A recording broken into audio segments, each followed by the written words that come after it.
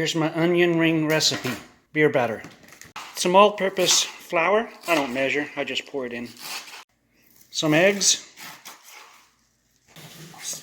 Stir up the eggs and flour, and then you drink a beer.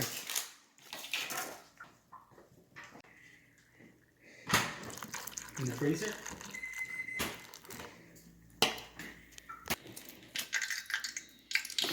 So today is Friday. Friday.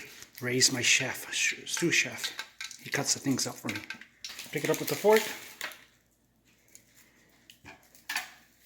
In it goes. Beautiful and crispy.